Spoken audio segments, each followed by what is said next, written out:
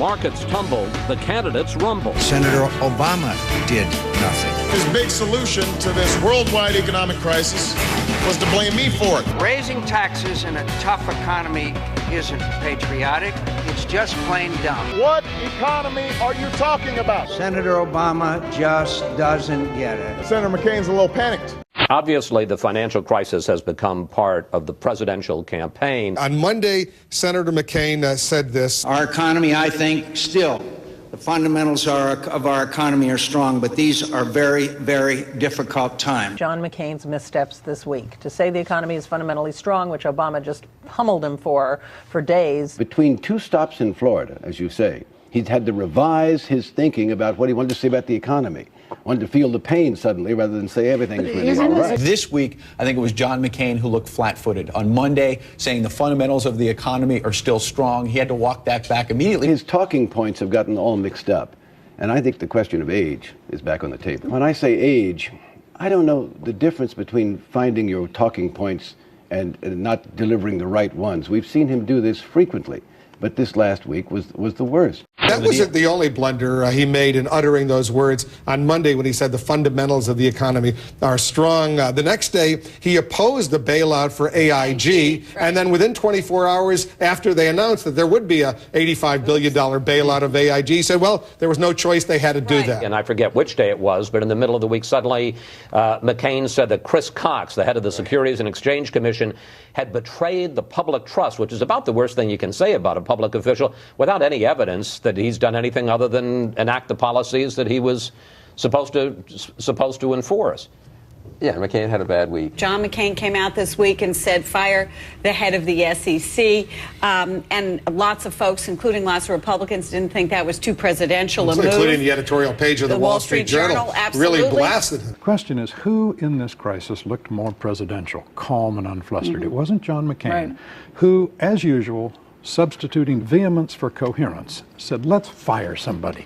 And he picked one of the most experienced and conservative people in the administration, Chris Cox, and for no apparent reason, or at least none that he vouchsafed, he said fire Chris Cox at the SEC. It was unpresidential behavior by a presidential aspirant. Well, tell us how Chris Cox, and I assume you agree with Senator McCain, betrayed the public's trust. Chris Cox is a smart, competent guy. He's a former colleague of mine.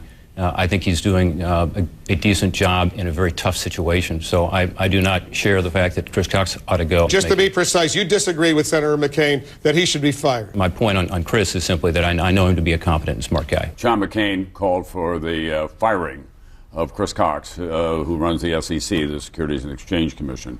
Is that going to fly?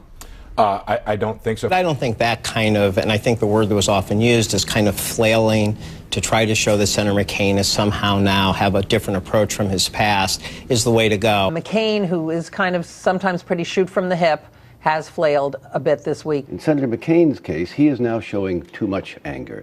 He's the angry man this last week. Fire this guy, these infectious greed people, we're going to destroy them. And he just needs to be a little calmer. If you look at Senator Obama, what you see is a steady hand in a very difficult situation. Obama's been very cautious. Some Democrats think even maybe too cautious, just wanting to study everything first.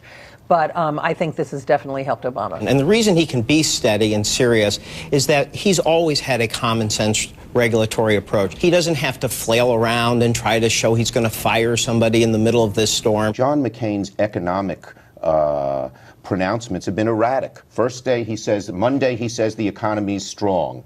Second day he's against the bailout of AIG. Third day he's for the bailout of AIG. Fourth day he calls for the firing of Chris Cox without saying what the policy changes are. And the fifth day he has this populist rhetoric which we've never heard from him, and he sounds like Huey Long.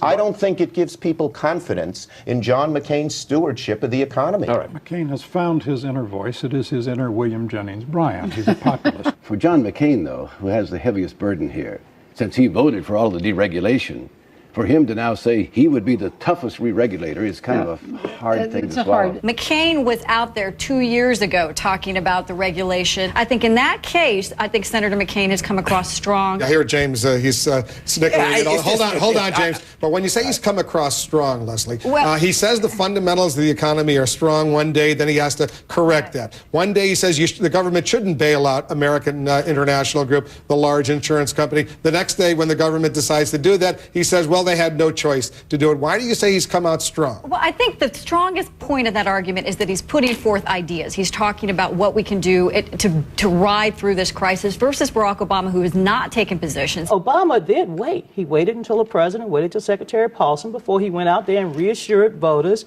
that with his economic team, of course, architects of the Clinton administration, and he tried to reassure voters that he will have a plan in place soon. Senator Obama was meeting with Paul Volcker, Bob Rubin, Larry Summers. You know what Senator McCain was doing? Said we ought to have a commission look at this thing, which might be the single stupidest idea in presidential campaign history. On Friday, at Secretary Paulson's request, Senator Obama chose to wait for the details of the plan, to give a serious approach and not do anything that would upend the bill. At 8 a.m. that morning, Senator McCain went out and gave one of the most partisan, blistering attack ads, and that was Friday morning. The McCain ads are going to continue to try to make the race something about personality and something about fear from the standpoint of, can you really trust this guy, Senator Obama? They are not, as far as I can see so far, going to return to a question of the issues, and let's discuss it. John McCain showed his personality this week and made some of us fearful.